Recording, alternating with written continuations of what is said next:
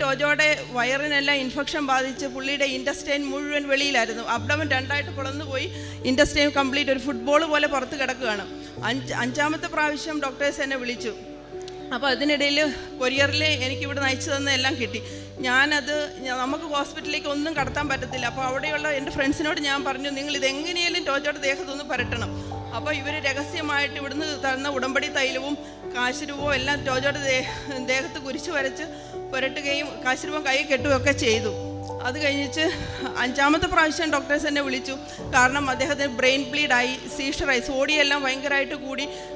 ഞാൻ ചെന്ന് അഞ്ചാമത്തെ പ്രാവശ്യം എന്നെ വെന്റിലേറ്റർ ഓഫ് ചെയ്യാനായിട്ട് മസ്റ്റായിട്ട് അവർ ചെയ്യുമെന്ന് പറഞ്ഞ് വിളിപ്പിച്ചു. അപ്പോൾ ഞാൻ ചെല്ലുമ്പോൾ കട്ടിലോടുകൂടി കിടന്ന് പുള്ളി വിറയ്ക്കുകയാണ്. കിഡ്നി 2 ഫെയിലിയറായി, ഇനി ഒന്നും ചെയ്യാനില്ല. അവർ ഡയാലിസിസ് സ്റ്റോപ്പ് ചെയ്തു. ലങ്സ് എന്നോട് പറഞ്ഞു 0% ആണ്, ഇനി ഒന്നും ചെയ്യാനില്ല. എന്നോട് പറഞ്ഞു, ഇങ്ങനെ ഒരു മനുഷ്യനെ കൊണ്ടുപോയിട്ട് നിനക്ക് എന്ത് ചെയ്യാനാ? കാരണം ജീവിതകാലം മുഴുവൻ ഓക്സിജൻ വേണ്ടി വരും. പിന്നെ ഡയാലിസിസ് ആണെങ്കിൽ ജീവിതകാലം മുഴുവൻ അത് ചെയ്യേണ്ടി വരും. റൈറ്റ് സൈഡ് പാരലൈസ്ഡ് ആണ് എന്നെല്ലാം പറഞ്ഞു. ബ്രെയിൻ ബ്ലീഡും ഉണ്ട്. പിന്നെ എന്തിനാണ് നീ ഇങ്ങനെ ഒരാളെ നീ ജീവിതത്തിലേക്ക് തിരിച്ചു കൊണ്ടുവരുന്നത്? പക്ഷേ ഇങ്ങനെയൊക്കെ ഡോക്ടേഴ്സ് പറഞ്ഞെങ്കിലും ഒരിക്കൽ പോലും അദ്ദേഹം മരിക്കുമെന്നോ മരണത്തിന് വിട്ടുകൊടുക്കണമെന്നോ എനിക്കൊരു ആത്മഹത്യ ചെയ്യണമെന്നോ അങ്ങനെയുള്ള ഒരു ചിന്തയും ദൈവം എൻ്റെ മനസ്സിലൂടെ കടത്തി വിട്ടേയില്ല. ടോജോ, സ്ഥലം കുറവിലങ്ങാട്. ഞങ്ങൾ 20 വർഷമായിട്ട് UK-യിലാണ് താമസിക്കുന്നത്. പരിശുദ്ധ അമ്മ മാതാവിനും ദൈവകുമാരനും 1000 നന്ദി. ഞാൻ ഇന്നിവിടെ നിൽക്കുന്നത് എൻ്റെ ജീവിതത്തിൽ അമ്മ മാതാവ് തന്ന വളരെ വലിയ ഒരു അനുഗ്രഹം നിങ്ങളുടെ മുന്നിൽ സാക്ഷ്യപ്പെടുത്തുന്നതിനാണ്. ഇത് എൻ്റെ ഹസ്ബൻഡ് ടോജോ ഫ്രാൻസിസ്. 2021 ജനുവരി 18 കോവിഡ് ബാധിതനായി അദ്ദേഹം ഹോസ്പിറ്റലിൽ അഡ്മിറ്റായി UK-യിൽ. 2 ദിവസം കഴിഞ്ഞപ്പോൾ ഡോക്ടേഴ്സ് പറഞ്ഞു അദ്ദേഹത്തിൻ്റെ കണ്ടീഷൻ വളരെ ക്രിട്ടിക്കലാണ്, അതുകൊണ്ട് വെൻറ്റിലേറ്ററിലേക്ക് മാറ്റാൻ പോവുകയാണെന്ന് പറഞ്ഞു. അപ്പോൾ വെൻറ്റിലേറ്ററിലേക്ക് മാറ്റി. പക്ഷേ 2 ദിവസം കഴിഞ്ഞപ്പോൾ അദ്ദേഹം തന്നെ വെൻറ്റിലേറ്ററിൻ്റെ ഓരോ ട്യൂബുകൾ വലിച്ചൂരുകയും പിന്നെ നോർമലായി ബ്രീത്ത് ചെയ്യാനായിട്ട് തുടങ്ങുകയും ചെയ്തു. അപ്പോൾ ഡോക്ടേഴ്സ് പറഞ്ഞു കുഴപ്പമില്ല, എല്ലാം ഓക്കെ ആവുമെന്ന്. അപ്പോൾ ഞാനും അങ്ങനെ തന്നെ വിചാരിച്ചിരുന്നു. പെട്ടെന്ന് പിറ്റേ ദിവസം രാവിലെ ഒരു 6 മണിയൊക്കെ ആയപ്പോൾ ഡോക്ടേഴ്സ് എന്നെ വിളിച്ചിട്ട് പറഞ്ഞു, നിൻ്റെ കൂടെ ആരെങ്കിലും ഉണ്ടോ? ഞാൻ പറഞ്ഞു, ഇല്ല, ഞാനും എൻ്റെ 3 മക്കളും മാത്രമേ ഉള്ളൂ എന്ന്.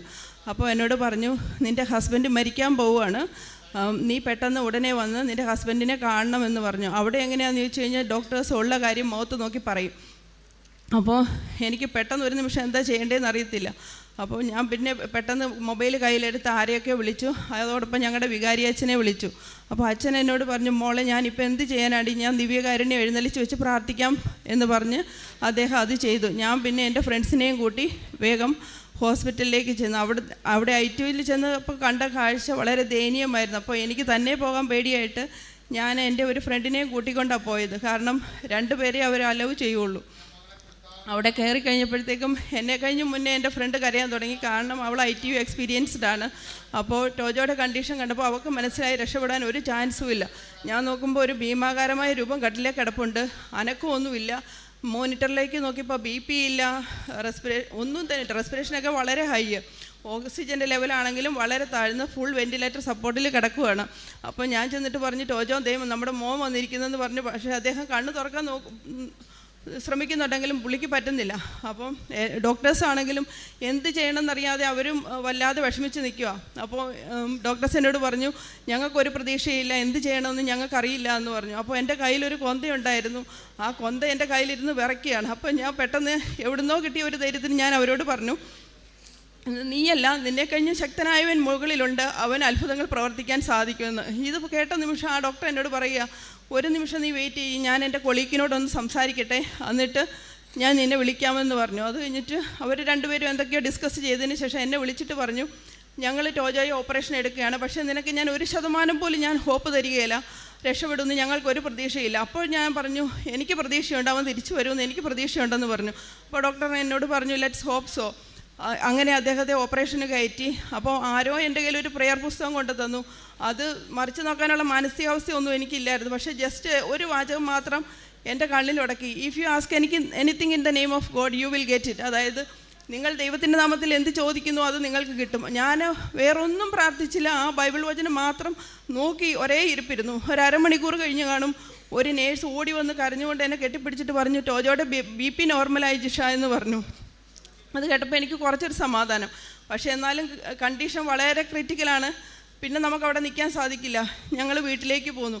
ഓരോ ദിവസവും ഡോക്ടേഴ്സ് വിളിക്കും, കണ്ടീഷൻ ക്രിറ്റിക്കലാണ്, ഇമ്പ്രൂവ്മെൻ്റ് ഇല്ല, ഇത് തന്നെ അവർ പറയുന്നുള്ളൂ.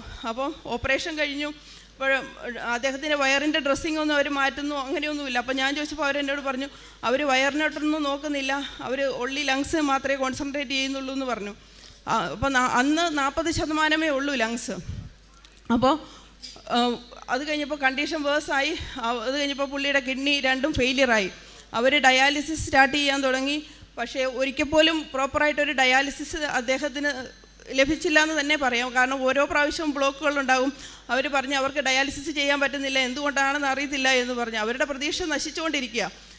എന്തോ ഒരു റീസൺ കാരണം അവർ വെൻറ്റിലേറ്റർ ഓഫാക്കുന്നില്ല. ഞാൻ അവരോട് വഴക്കുണ്ടാക്കും, അവർ വെൻറ്റിലേറ്റർ ഓഫാക്കാനായിട്ട് വിളിക്കും, ഞാൻ സമ്മതിക്കുകയില്ല, അവർ ഓഫാക്കുകയില്ല. അത് കഴിഞ്ഞപ്പോൾ ഞാൻ നാട്ടിലേക്ക് വിവരം വിളിച്ച് പറഞ്ഞു. അപ്പോൾ എൻ്റെ ഡാഡിയും മമ്മിയും ടോജോയുടെ ജ്യേഷ്ഠനും ചേട്ടത്തിയമ്മയും കൂടെ ഓടി കൃപാസനത്തിൽ വന്നു. അന്ന് കോവിഡ് ഒത്തിരി വ്യാപിച്ചിരിക്കുന്ന സമയമായതുകൊണ്ട് അവർക്ക് അച്ഛനെ ഒന്നും കാണാൻ സാധിച്ചില്ല. അപ്പോൾ ഇവിടെ ഏതോ ഒരു ബ്രദർ മാതാവിൻ്റെ അടുത്ത് നിന്ന് പ്രാർത്ഥിക്കുന്നുണ്ടായിരുന്നു. അപ്പോൾ അവർ ആ ബ്രദറിൻ്റെ അടുത്ത് ചെന്നിട്ട് പറഞ്ഞു, ബ്രദറെ ഇങ്ങനെയാണ് കണ്ടീഷൻ, എന്താ ചെയ്യേണ്ടതെന്ന് ഞങ്ങൾക്ക് അറിയത്തില്ല, ഞങ്ങൾക്ക് അച്ഛനെ കാണണമെന്ന് പറഞ്ഞു. അപ്പോൾ ബ്രദർ പറഞ്ഞു ഇവർ കരയുക. അപ്പോൾ ബ്രദർ പറഞ്ഞു ഓക്കെ ഞാൻ ചെന്ന് സംസാരിച്ച് നോക്കട്ടെ അച്ഛൻ്റെ അടുത്തെന്ന് പറഞ്ഞു. അച്ഛൻ്റെ അടുത്ത് ചെന്ന് സംസാരിച്ച് കഴിഞ്ഞപ്പോൾ അച്ഛൻ പറഞ്ഞു അത് എഴുതി കൊടുക്കാൻ പറഞ്ഞു. അവരത് പേപ്പറിൽ എഴുതി കൊടുത്തു. അന്നൊരു സൺഡേയാണ്. അപ്പം കുർബാനയ്ക്ക് അച്ഛൻ അത് വെച്ച് പ്രാർത്ഥിച്ചു. അപ്പം വൈകുന്നേരമായപ്പോൾ മമ്മി വീട്ടിൽ വന്നു കഴിഞ്ഞപ്പോൾ എന്നെ വിളിച്ചിട്ട് ചോദിച്ചു എങ്ങനെയുണ്ട് ടോജയ്ക്ക്. അപ്പോൾ ഒരു ചെറിയൊരു ഇമ്പ്രൂവ്മെൻറ്റ് ഉണ്ട് എന്ന് ഞാൻ പറഞ്ഞു. അപ്പോൾ അന്ന് ഇവിടുന്ന് ഉടമ്പടിയൊക്കെ എടുത്തിട്ടാണ് വന്നത്. അത് കഴിഞ്ഞിട്ട് അവർ ആ ഉടമ്പടി തൈലവും ഇവിടുത്തെ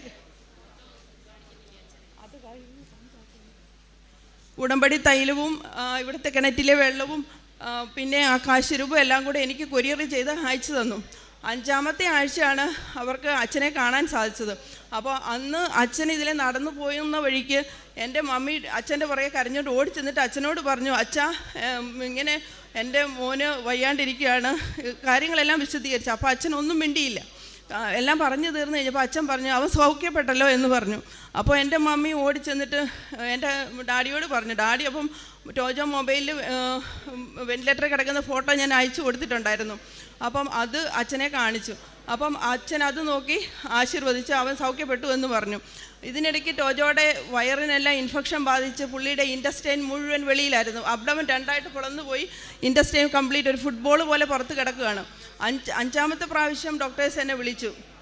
അപ്പോൾ അതിനിടയിൽ കൊറിയറിൽ എനിക്കിവിടെ അയച്ചു തന്ന എല്ലാം കിട്ടി. നമുക്ക് ഹോസ്പിറ്റലിലേക്ക് ഒന്നും കടത്താൻ പറ്റത്തില്ല. അപ്പോൾ അവിടെയുള്ള എൻ്റെ ഫ്രണ്ട്സിനോട് ഞാൻ പറഞ്ഞു നിങ്ങൾ ഇതെങ്ങനെയാലും ടോജോയുടെ ദേഹത്തൊന്ന് പുരട്ടണം. അപ്പോൾ ഇവർ രഹസ്യമായിട്ട് ഇവിടുന്ന് തന്ന ഉടമ്പടി തൈലവും കാശുരൂപവും എല്ലാം ടോജോയുടെ ദേഹത്ത് കുരിശ് വരച്ച് പുരട്ടുകയും കാശുരൂപം കൈ കെട്ടുകയൊക്കെ ചെയ്തു. അത് കഴിഞ്ഞിട്ട് 5-ാമത്തെ പ്രാവശ്യം ഡോക്ടേഴ്സ് എന്നെ വിളിച്ചു. കാരണം അദ്ദേഹത്തിന് ബ്രെയിൻ ബ്ലീഡായി, സീഷറായി, സോഡിയെല്ലാം ഭയങ്കരമായിട്ട് കൂടി. ഞാൻ ചെന്ന് 5-ാമത്തെ പ്രാവശ്യം എന്നെ വെൻറ്റിലേറ്റർ ഓഫ് ചെയ്യാനായിട്ട് മസ്റ്റായിട്ട് അവർ ചെയ്യുമെന്ന് പറഞ്ഞ് വിളിപ്പിച്ചു. അപ്പോൾ ഞാൻ ചെല്ലുമ്പോൾ കട്ടിലോടുകൂടി കിടന്ന് പുള്ളി വിറയ്ക്കുകയാണ്. കിഡ്നി 2 ഫെയിലിയറായി, ഇനി ഒന്നും ചെയ്യാനില്ല. അവർ ഡയാലിസിസ് സ്റ്റോപ്പ് ചെയ്തു. ലങ്സ് എന്നോട് പറഞ്ഞു 0% ആണ്, ഇനി ഒന്നും ചെയ്യാനില്ല. എന്നോട് പറഞ്ഞു ഇങ്ങനെ ഒരു മനുഷ്യനെ കൊണ്ടുപോയിട്ട് നിനക്ക് എന്ത് ചെയ്യാനാ, കാരണം ജീവിതകാലം മുഴുവൻ ഓക്സിജൻ വേണ്ടി വരും, പിന്നെ ഡയാലിസിസ് ആണെങ്കിൽ ജീവിതകാലം മുഴുവൻ അത് ചെയ്യേണ്ടി വരും, റൈറ്റ് സൈഡ് പാരലൈസ്ഡ് ആണ് എന്നെല്ലാം പറഞ്ഞു. ബ്രെയിൻ ബ്ലീഡും ഉണ്ട്, പിന്നെ എന്തിനാണ് നീ ഇങ്ങനെ ഒരാളെ നീ ജീവിതത്തിലേക്ക് തിരിച്ചു കൊണ്ടുവരുന്നത്. പക്ഷേ ഇങ്ങനെയൊക്കെ ഡോക്ടേഴ്സ് പറഞ്ഞെങ്കിലും ഒരിക്കൽ പോലും അദ്ദേഹം മരിക്കുമെന്നോ മരണത്തിന് വിട്ടുകൊടുക്കണമെന്നോ എനിക്കൊരു ആത്മഹത്യ ചെയ്യണമെന്നോ അങ്ങനെയുള്ള ഒരു ചിന്തയും ദൈവം എൻ്റെ മനസ്സിലൂടെ കടത്തി വിട്ടേയില്ല. കാരണം 82 ദിവസമാണ് അദ്ദേഹം വെൻറ്റിലേറ്ററിൽ ഒരു ബോധമില്ലാതെ കിടന്നത്. അത് കഴിഞ്ഞപ്പോൾ ഞാൻ അന്ന് ലാസ്റ്റ് വെൻറ്റിലേറ്റർ ഓഫ് ചെയ്യണമെന്ന് പറഞ്ഞ് അന്ന് ഞാൻ പോയപ്പോൾ എൻ്റെ ജാക്കറ്റിനുള്ളിൽ ഇവിടുത്തെ ഉടമ്പടി തൈലം ഞാൻ രഹസ്യമായിട്ട് കൊണ്ടുപോയി. ആരും അറിഞ്ഞില്ല, കാരണം അവർ നമ്മളെ കംപ്ലീറ്റ് ചെക്ക് ചെയ്തിട്ടേ കയറ്റി വിടുകയുള്ളൂ. അത് കഴിഞ്ഞിട്ട് ഞാൻ ടോജോയുടെ അടുത്ത് ചെന്ന് ടോജോയുടെ കയ്യിലും നെറ്റിയിലും എല്ലായിടത്തും ഏതൊക്കെ ഓർഗൻസാണോ മോശമാണെന്ന് പറഞ്ഞു അവിടെയെല്ലാം ഞാൻ ഈ തൈലം പുരട്ടി പ്രാർത്ഥിച്ചു. അപ്പോൾ അന്ന് ഡോക്ടേഴ്സ് എന്നെ വിളിച്ചിട്ട് പറഞ്ഞു ഇനി ഞങ്ങളൊന്നും ചെയ്യാനില്ല. കാരണം ഞാൻ പറഞ്ഞു ഞാനാണ് പേഷ്യൻറ്റിൻ്റെ റിലേറ്റീവ്, നിനക്കല്ല അധികാരം വെൻറ്റിലേറ്റർ ഓഫ് ചെയ്യാമെന്ന് പറഞ്ഞു. അപ്പോൾ എന്നോട് പറഞ്ഞു പേഷ്യൻറ്റിൻ്റെ നല്ലതിന് വേണ്ടിയിട്ട് എനിക്കത് ചെയ്യാൻ പറ്റും. ഞാൻ പറഞ്ഞു നീ ചെയ്യത്തില്ല എന്ന് പറഞ്ഞു. അത് കഴിഞ്ഞപ്പോഴത്തേക്കും ഞാൻ അവിടെ നിന്ന് കസേര എടുത്ത് കൺസൾട്ടൻറ്റിനെ അടിക്കാൻ വരെ തുടങ്ങി. ഞാൻ പറഞ്ഞു കാരണം അങ്ങനെ ഒരു മാനസികാവസ്ഥയിൽ നമ്മൾ അതല്ല അതിലപ്പുറം ചെയ്തു പോകും. അത് കഴിഞ്ഞപ്പോഴത്തേക്കും ഡോക്ടേഴ്സ് പറഞ്ഞു ഓക്കെ അവൻ്റെ ഹാർട്ട് കംപ്ലീറ്റ് സ്റ്റോപ്പ് ആവുകയാണെങ്കിൽ ഞങ്ങൾ അവിടെ കൊണ്ട് നിർത്തുമെന്ന് പറഞ്ഞു. ഞാൻ പറഞ്ഞു നിങ്ങളൊന്നും ചെയ്യാൻ പോകുന്നില്ല എന്ന് പറഞ്ഞു. പിറ്റേ ദിവസം ഞാൻ എന്നിട്ട് വീട്ടിലോട്ട് പോയി. പിറ്റേ ദിവസം ഞാൻ കേൾക്കുന്ന വാർത്ത, നേഴ്സുമാർ എന്നോട് പറയുകയാണ്, രാവിലെ അവർ ഡ്യൂട്ടിക്ക് ചെന്നപ്പോൾ ടോജ ഡോക്ടർ നേഴ്സുമാരെ നോക്കി ചിരിച്ചു കാണിച്ചു വന്നു. 82 ദിവസം വെന്റിലേറ്ററിൽ കിടന്ന് 75 ദിവസത്തോളം കംപ്ലീറ്റ് ബോധമില്ലാതെ 72 ദിവസത്തോളം കംപ്ലീറ്റ് ബോധമില്ലാതെ കിടക്കുകയായിരുന്നു. അത് കഴിഞ്ഞപ്പോൾ പിന്നെ പുള്ളിയുടെ ഇൻഡസ്ട്രിയിലെല്ലാം അവരകത്താക്കി. പക്ഷേ അത് സ്റ്റിച്ച് ചെയ്യാൻ അവർക്ക് പറ്റത്തില്ലായിരുന്നു. അതുകൊണ്ട് വാക്ക് തെറാപ്പി എന്ന് പറഞ്ഞ ഒരു ട്രീറ്റ്മെൻറ്റ് ഉണ്ട്. അത് ചെയ്ത് അബ്ഡോമൻ അവർ ക്ലോസ് ചെയ്ത്, ബാക്കി പ്ലാസ്റ്റിക് സർജറി ചെയ്ത് ക്ലോസ് ചെയ്തു. ഓക്സിജൻ കംപ്ലീറ്റ് നിർത്തലാക്കി. ഡയാലിസിസ് ഇല്ലാതെ തന്നെ ടോജ യൂറിൻ പാസ് ചെയ്തു. ബ്രെയിൻ ബ്ലീഡിനുള്ള മെഡിസിൻ കൊടുത്തു, അതും സ്റ്റോപ്പായി. ഇപ്പോൾ ദേ പൂർണ്ണ ആരോഗ്യവാനായിട്ട് എൻ്റെ മുന്നിൽ നിൽപ്പുണ്ട്. 119ാമത്തെ ദിവസം ഡിസ്ചാർജായി വീട്ടിൽ വന്നു. ഇവിടുത്തെ അമ്മ മാതാവിൻ്റെ ഒരു അനുഗ്രഹം കൊണ്ട് മാത്രമാണ് ഇത് സാധിച്ചതെന്നാണ് ഞാൻ പൂർണ്ണമായിട്ടും വിശ്വസിക്കുന്നത്. അതുപോലെ തന്നെ ഞങ്ങൾ തിരിച്ച് നാട്ടിൽ നിന്ന് ഇങ്ങോട്ട് വരാനായിട്ട് സാക്ഷ്യം പറയാൻ വേണ്ടിയിട്ട് 5 വർഷമായി നാട്ടിൽ വന്നിട്ട്. അപ്പോൾ ഇപ്രാവശ്യം വരുമ്പോൾ സാക്ഷ്യം പറയണമല്ലോ എന്ന് വിചാരിച്ച് വരാൻ തുടങ്ങിയപ്പോൾ പല തടസ്സങ്ങളുണ്ടായിരുന്നു. അപ്പോൾ ഞാൻ കൃപാസനം മാതാവിനോട് പറഞ്ഞു, എനിക്ക് പല തടസ്സങ്ങളും ഉണ്ട്, എനിക്ക് മുന്നേ പോയി നീ വഴി ഒരുക്കിക്കോണം. എനിക്കറിയാം, ഞാനിപ്പോൾ ഒരു ഫ്രണ്ടിനോട് പറയുന്ന പോലെ മാതാവിനോട് പറഞ്ഞാൽ മതി, എനിക്കെല്ലാം ശരിയാക്കി തരും. കാരണം ഞങ്ങൾ ഡൽഹി വഴിയാണ് വന്നത്. അപ്പോൾ അവിടെ ഭയങ്കര വെള്ളപ്പൊക്കമാണ്, നിങ്ങൾ എന്ത് ചെയ്യുമെന്ന് പറഞ്ഞു എൻ്റെ മമ്മി ഭയങ്കര ടെൻഷനായിരുന്നു. ഞാൻ പറഞ്ഞു, ഒന്നുകൊണ്ടും പേടിക്കണ്ട, കൃപാസനം മാതാവ് അതൊക്കെ ശരിയാക്കി തരുമെന്ന് പറഞ്ഞു. ഞങ്ങൾ ഡൽഹിയിൽ 2 ദിവസം താമസിച്ചു. ഒരു മഴ പോലും പെയ്തില്ല. തിരിച്ച് പിറ്റേ ദിവസം ഞാൻ കേൾക്കുന്ന വാർത്ത, ഞങ്ങൾ താമസിച്ച സ്ഥലം വെള്ളം വന്ന് പൊങ്ങിയെന്നാണ്. അത് കഴിഞ്ഞിട്ട് ഞങ്ങൾ ഇവിടെ എത്തി. എൻ്റെ മക്കൾക്കും കൃപാസനം മാതാവിനെ ഭയങ്കര വിശ്വാസമായി. എക്സാമിന് പോകാൻ തുടങ്ങുന്നതിന് മുന്നേ അവരെന്നോട് പറയും, അമ്മ ഞങ്ങൾക്ക് ആ ലോക്കറ്റ് ഞങ്ങളുടെ നെക്കിലിട്ടതാ, മാതാവ് ഞങ്ങളെ സഹായിക്കുമെന്ന് പറയും. അവർ ലോക്കറ്റ് ഇട്ടുകൊണ്ടേ എക്സാമിന് പോകാറുള്ളൂ. ഇതാണ് എനിക്ക് നിങ്ങളോട് പറയാനുള്ളത്. അമ്മ മാതാവിന് 1000 നന്ദിയും സ്തുതിയും.